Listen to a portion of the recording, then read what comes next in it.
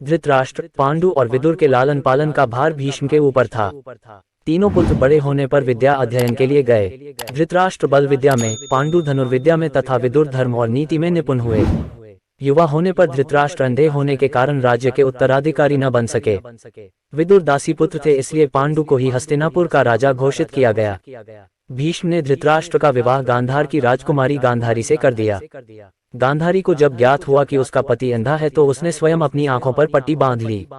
उन्हीं दिनों यदुवंशी राजा शूरसेन की पोषित कन्या कुंती जब समझदार हुई तो पिता ने उसे घर आए महात्माओं के सेवा में लगा दिया।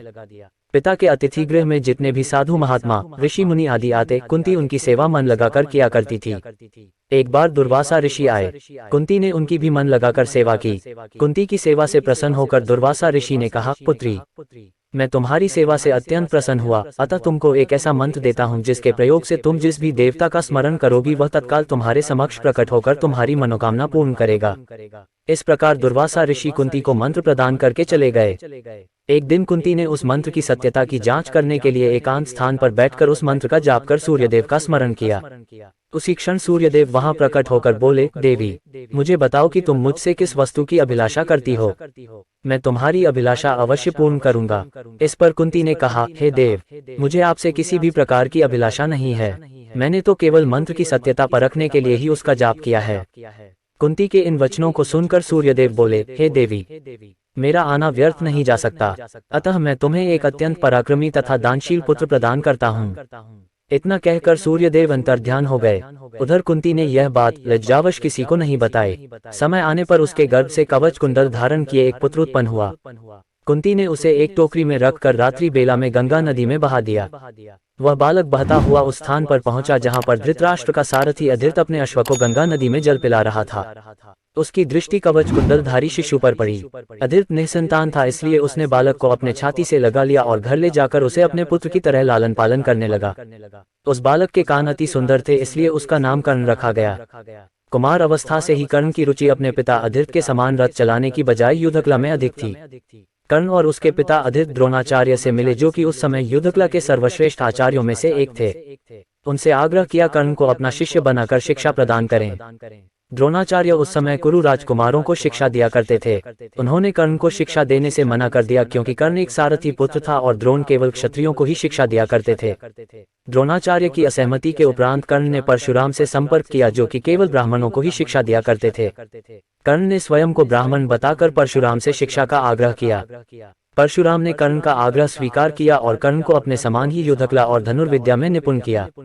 कर्ण की शिक्षा अपने अंतिम चरण पर थी। तभी कर्ण को परशुराम जी ने श्राप क्यों दिया? एक दोपहर की बात है, गुरु परशुराम कर्ण की जंघा पर सिर रखकर विश्राम कर रहे थे। कुछ देर बाद कहीं से एक बिच्छू आया और उसकी दूसरी जंघा पर काटकर घाव बनाने लगा। गुरु का विश्राम भंग न हो इसलिए कर्ण बिच्छू को दूर न हटाकर उसके डंक को सहता रहा।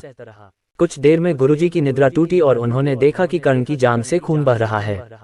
खून कहाँ से आ रहा है देखने के बाद उन्होंने कहा कि केवल किसी क्षत्रिय में ही इतनी सहनशीलता हो सकती है कि वह बिच्छू के डंक को सह सके, न कि किसी ब्राह्मण में।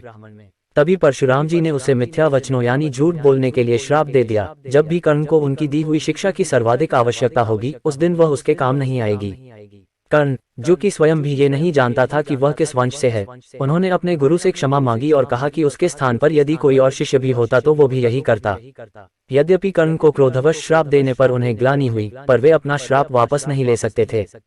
तब उन्होंने कर्ण को अपना विजय नामक धनुष प्रदान किया और उसे ये आशीर्वाद दिया कि उसे वह वस्तु मिलेगी जिसे वह सर्वाधिक चाहता है, अमिट प्रसिद्धि।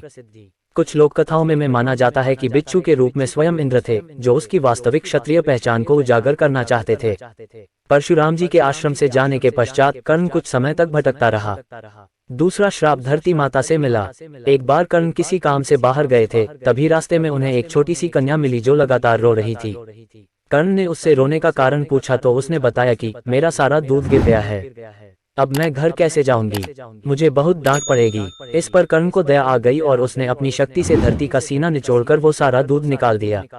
धरती माँ को ये बिल्कुल भी अच्छा नहीं लगा और उन्होंने कर्ण को श्राप दिया कि समय आने पर वो उसका साथ छोड़ देंगी। तीसरा श्राप। इसके बाद कर्ण शब्दभेदी विद्या सीख रहा था। अभ्यास के दौरान उसने एक गाय के बछड़े को कोई वनीय पशु समझ लिया और उस पर शब्दभेदी बाण चला दिया और बछड़ा मारा गया। तब उस गाय के स्वामी ब्राह्मण ने कर्ण को श्राप दिया कि जिस प्रकार उसने एक असहाय पशु को मारा है, वैसे ही एक दिन वह भी मारा जाएगा। जब वह सबसे अधिक असहाय होगा और जब उसका सारा ध्यान अपने शत्रु से कहीं अलग किसी और काम पर होगा। तीनों श्रापों ने कुरुक्षेत्र में दिखाया अपना रंग। इन तीनों श्रापों ने कुरुक्षेत्र की भूमि पर अपना रंग दिखाया। खुद को बचाने के लिए उसने ब्रह्मास्त्र चलाने की कोशिश की, लेकिन परशुराम के श्राप के कारण वो मंत्र भूल गए। धरती माँ के श्राप से कर्ण के रथ का पहिया धरती में धंस गया और आखिर में ब्राह्मण के श्राप ने भी असर दिखाया। जब कर्ण का ध्यान अपने रथ के पहिए को हटाने में था, तभी उसका अंत कर दिया गया।